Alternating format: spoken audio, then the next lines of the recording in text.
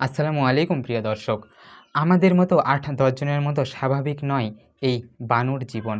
তিনি কিন্তু জন্ম থেকেই তার দুটি হাত নেই। তবুও থেমে থাকেননি তিনি। তার প্রবল মনোবল এবং ইচ্ছাশক্তির কারণে তিনি এই পর্যায়ে দাঁড়াচ্ছেন। কিন্তু অত্যন্ত দুঃখের এবং কষ্টের বিষয় সেটি হচ্ছে তিনি তার স্বামীকে মাস্টার্স পাস করানোর পর পড়াশোনা করিয়েছিলেন। কিন্তু তার স্বামী একটি সরকারি চাকরি পেয়ে তাকে ছেড়ে চলে যান। বলছিলাম বানুর কথা। যিনি জন্ম থেকেই তার দুটি হাত নেই। কিন্তু হাত না থাকা থেকেও সত্ত্বেও যে তিনি কাজ কামে থেমে আছেন এমন না কিন্তু। তিনি সব কাজ করতে পারেন।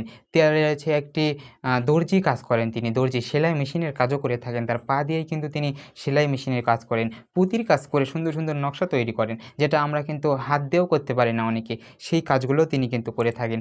এছাড়াও তার কিন্তু একটি দোকান রয়েছে এবং দোকানের লোকজন জানায় যে দোকানদাররা কাস্টমার সেখানে আসে, এসে যার যেটা দরকার নিজে হাত দিয়ে তুলে নিয়ে ওইকে টাকা দিয়ে চলে যায়, যেহেতু তার হাত নেই।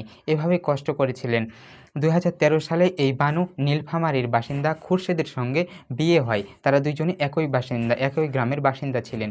বিয়ে করার পর তারা গাজীপুরে চলে যায়। গাজীপুরে যেয়ে বাসা ভাড়া নিয়ে সেখানেই থাকতে শুরু করে এবং ওই বানু এভাবে কষ্ট করে টাকা উপার্জন করে, কারো কাছে হাত না পেতে তিনি কষ্ট করে টাকা উপার্জন করে তার স্বামীকে মাস্টার্স পর্যন্ত পড়াশোনা করায়। মাস্টার্স পর্যন্ত পড়াশোনা করানোর পর তার স্বামী সচিবালয়ে কম্পিউটার অপারেটিংয়ের একটি চাকরি পায়, সরকারি চাকরি। এবং চাকরি পাওয়ার ৩ মাস পরেই সবচেয়ে দুঃখ এবং বেদনাজনক ঘটনা এটাই, তাকে ছেড়ে তার স্বামী চলে যায়।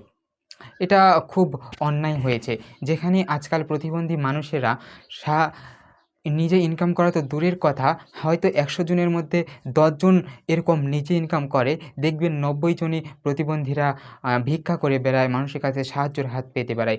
সেই জায়গাটায় কিন্তু এই বানু নিজে ভিক্ষা না করে নিজে উপার্জন করেছেন, নিজে হয়েছেন স্বাবলম্বী, তার স্বামীকেও করেছিলেন স্বাবলম্বী। তারপরও তার স্বামী তাকে ছেড়ে চলে গিয়েছেন। তাদের কিন্তু একটি সন্তানও রয়েছে এবং সন্তান মাদ্রাসায় পড়ে। সন্তান বলে যে তিনি বড় হয়ে তার মায়ের এই দুঃখ কষ্ট দূর করে দিতে চাই। এরকম ঘটনা কিন্তু আমাদের সমাজে প্রায়ই ঘটে।